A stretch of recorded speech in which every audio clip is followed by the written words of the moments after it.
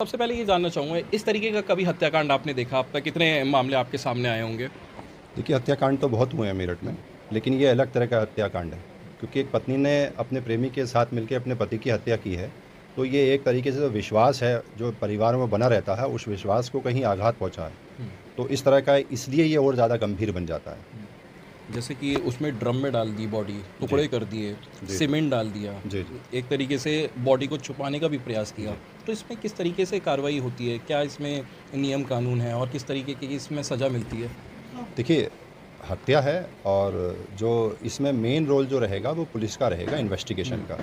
Investigation जो police करती है उसमें उस पुलिस को सभी पहलुओं पे जाँच करनी चाहिए। हुँ, जो भी इससे लिंक होके सब चीज़ें आती हैं, सभी एविडेंस को कलेक्ट करना चाहिए। वो सोशल मीडिया से मिले चाहे वो, कनेक्ट हो रहा हो, इलेक्ट्रॉनिक एविडेंस हो, कहाँ-कहाँ वो गए हैं, क्या-क्या इनकी बातचीत हुई है, कब इसका हस्बैंड आया था, कब इन दोनों की बातचीत हो के कोई उस पे व्हाट्सएप पे या किसी तरह की एविडेंस ऐसी है जो प्लान बनाने की इन्होंने करी हो, उसकी डिटेल माँगी जाए हुँ, दूरसंचार कंपनी से जो भी हैं उनसे हुँ, और उस सबको उस एविडेंस का पार्ट बनाया जाए। हुँ। ताकि उनको सज़ा दिलाने में सारी विवेचना में जितना भी सहयोग होके इन्वेस्टिगेशन होके फैक्ट्स आ जाएँगे, उतना उनको सज़ा दिलाने में आसानी होगी। पुलिस के सामने भी दोनों आरोपियों ने कबूल कर ली अपनी हुँ। जुर्म की दास्तां बताई उन्होंने।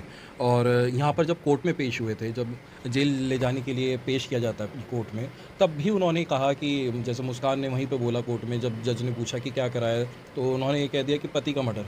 तो ऐसे में क्या होता है, ये ओपन एंड शट केस होता है? नहीं, इस तरह ये जिस तरह से ऐसे ही रूटीन में कह दिया, ये एक तरीके से कन्फेशन के उसमें नहीं आता।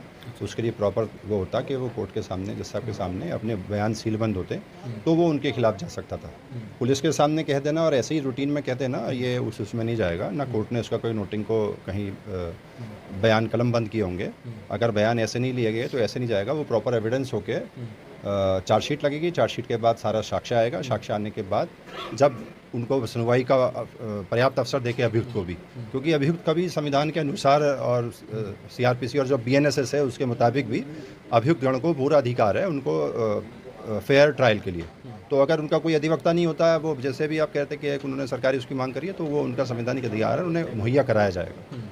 और ट्रायल होगा, ट्रायल के बाद जैसे एविडेंसेस कलेक्टेड होगी उसके बाद उनको एविडेंस के मुताबिक उनके खिलाफ अगर साक्ष्य साबित होता है तो कन्विक्शन होगा 100%। अब ऐसे जैसे केस। आपने भी पूरी खबर देखी होगी, जी। पूरे हर जगह चर्चाओं में है, तो इसमें आपको क्या लग रहा है कि सज़ा कैसी होगी इसमें? फांसी हो जाती है क्या अब? देखिए, ये जो केसेस हैं फांसी होने के लिए वो रेयरेस्ट केस की उसमें आना चाहिए हुँ, और ये केस रेयरेस्ट केस की श्रेणी में आता है हुँ, और ऐसे केस में फांसी की सज़ा होनी चाहिए। हुँ। लोगों की माँग जैसा है